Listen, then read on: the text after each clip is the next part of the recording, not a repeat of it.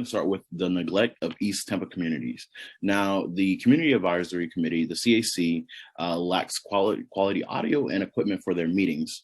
And then also the City of Tampa Parks and Recreation are still putting money into the community rec center, but not the community itself. As Ms. Connie Burton mentions, it's like having dessert without the main dish. So I want to ask you all, what are the thoughts on the technological issues within the CAC meetings and the City of Tampa's missing it mark by giving residents dessert without the main dish? So I think that especially with the pandemic and all the things that have come up so rapidly and so aggressively, it really showed the need for technological competence. Our city council has also complained about technological gaps and technological issues that have happened for their own meetings and their things like that.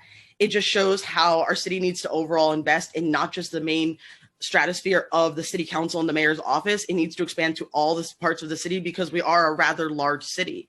North Tampa, South Tampa, Del Mabry, even the most unincorporated parts all need this support and all need these resources to move along because we do have very big issues and very big commitments that we need to serve our communities for.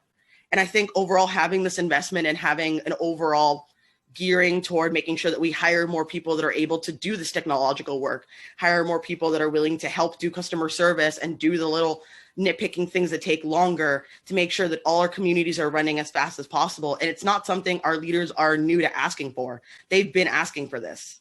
So we definitely need to actually move forward and move in advance to working and investing in all parts of our communities, not just the shiny ones that tourists go to. Right. And Diana? Yeah, absolutely. Everything Tatiana said.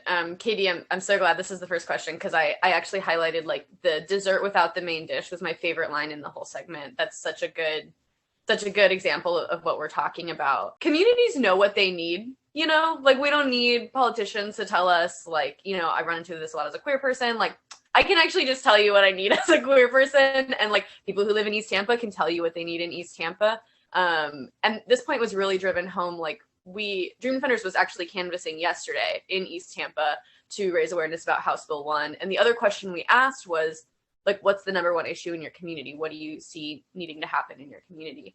And no one said a rec center, you know, but people had answers. Like no one needed to think about it. Like people were like, like, you know, people had like their answers on the ready and it was not the stuff that we've been seeing come up in city council over and over. So yeah, it's just very interesting to me that you can be talking to people in a community for 1 hour and you will come away with a pretty significant understanding of what the people in the community need.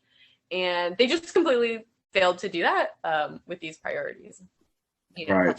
It's like, well, I understand you need this, but here's a rec center. All right, here's a refurbished rec center.